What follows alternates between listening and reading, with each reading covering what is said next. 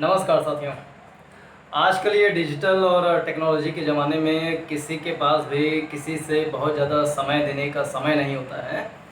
व्यक्ति बहुत ज़्यादा इंट्रोवर्ट टाइप का होने लगता है। उसकी जो कैरेक्टर होती है, कैरेक्टरिस्टिक्स ऑफ द ह्यूमन, वो कहीं न कहीं इंट्रोवर्ट होने लगती है, यानी कि वो अंतर्मुखी होने लगता है। वो अपने आप में व्यस्त होना, अपने आप में ही मग्न रहना, अपने मोबाइल तक सीमित रहना, अपने जो क्षेत्र है वहाँ तक सीमित रहना, उतना उसका एरिया हो जाता है और उसमें मज़ा भी आता है।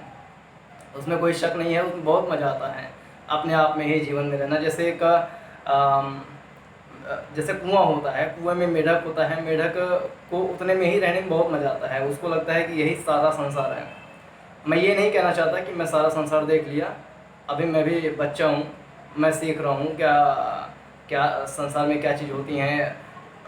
मैं ही क्या, सभी लोग अगर देखा जाए तो इस नज़रिए से तो बच्चे ही होते हैं, क्योंकि वो कभी भी किसी के जीवन में एक परफेक्शन वाली लिमिट नहीं आती है। वो हरदम कुछ ना कुछ सीखता रहता है, और अगर कोई ये चीज़ समझ ले कि हम परफेक्ट हो गए हैं तो ये बहुत बड़ी उसकी भूल होती है। और अगर वो कुछ सही चीज़ सीखना चाह रहा है तो उससे कहीं ना कहीं उसका अलगाव होने लगता है।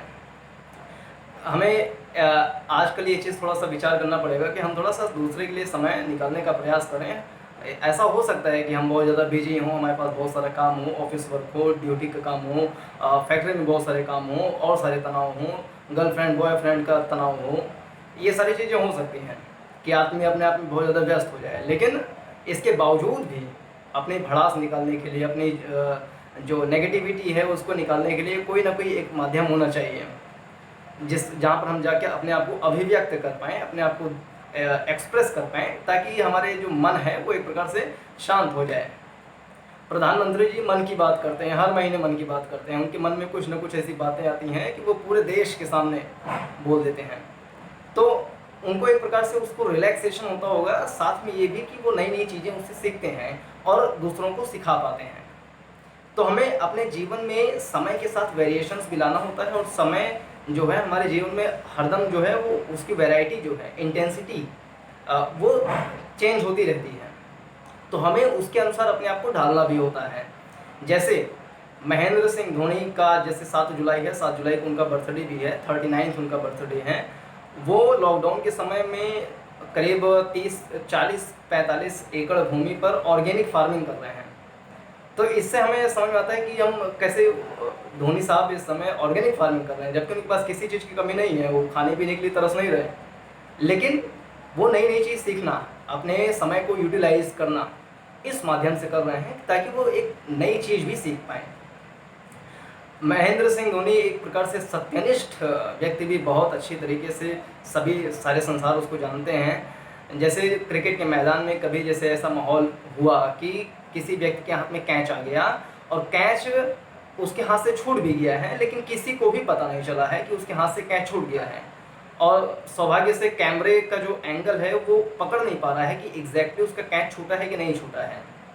ऐसे में अंपायर जो है कभी कभी धोनी साहब की ओर भी देखते थे कि साहब आप ही बताइए कि इसमें क्या हुआ है। यानी हमारी टीम जीते चाहे हारे, नुकसान हो फ़ायदा हो, उससे मतलब नहीं है। अगर जो चीज़ सत्य है, जो चीज़ सही है, उसकी ओर ही खड़े रहना, चाहे अपना नुकसान ही हो रहा हो, इसको बोलते हैं सत्यनिष्ठा। धोनी साहब में बहुत अच्छी थी, और यही उनको अन्य लोगों से अलग भी करती है। तो धोनी साहब का जो जन्मदिवस भी है, तो उनसे ये सब बातें सीखने की बहुत ही ज़रूरत है। और जीवन में कई ऐसे समय आते हैं जब व्यक्ति अपना ओछापन दिखाने लगता है, यानी कि उसको जो चीज़ करना चाहिए एक्चुअली में वो चीज़ नहीं करता है।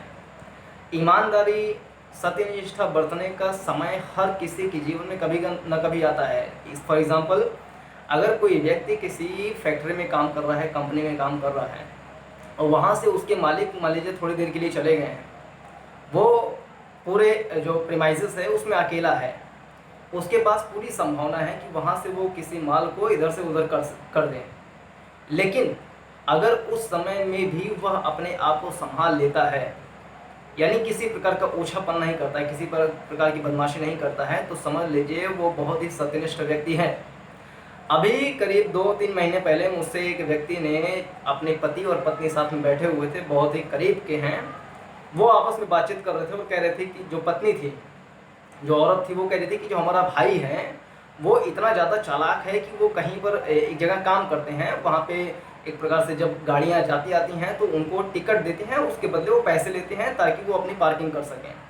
वहाँ पर क्या होता है कि कुछ ऐसा समय आता है जब वो कोई गाड़ी आ रहा हो तो उससे एक्स्ट्रा पैसे भी ले लेते हैं।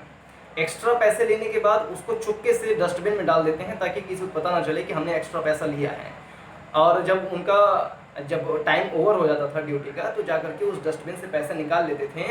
ये कहानी जब वह महिला अपने पति और अपने बच्चों के सामने सुना रही थी तो उसको ऐसा लग रहा था कि उसका जो भाई है वो बहुत महान काम कर रहा है, यानी वो चोरी कर रहा है।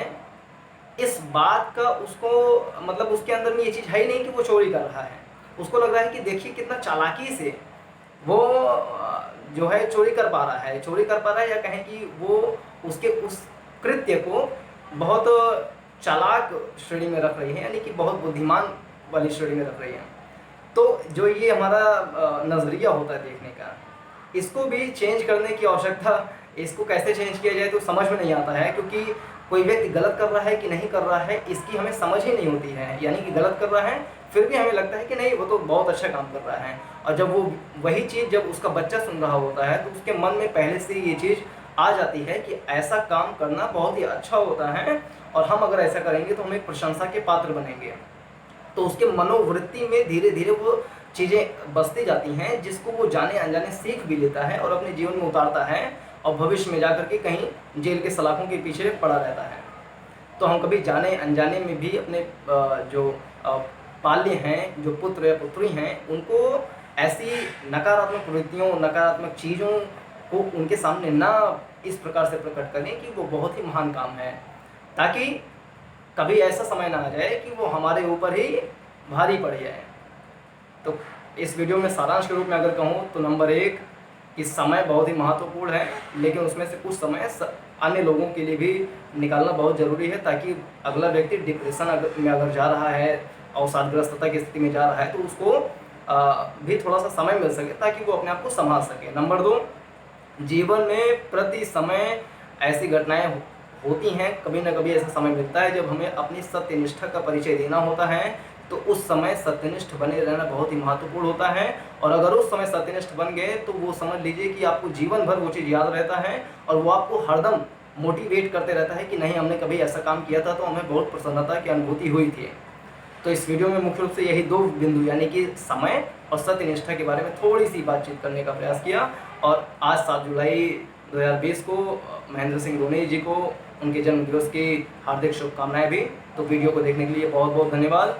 और इस वीडियो के नीचे सब्सक्राइब बटन होगा, उस पर सिक्सर लगाइए या हेलीकॉप्टर शॉट मारिए, I don't know about this but you have to click on the subscribe button and share to all this video, ताकि वो आने वाली वीडियोस की नोटिफिकेशन पा सकें।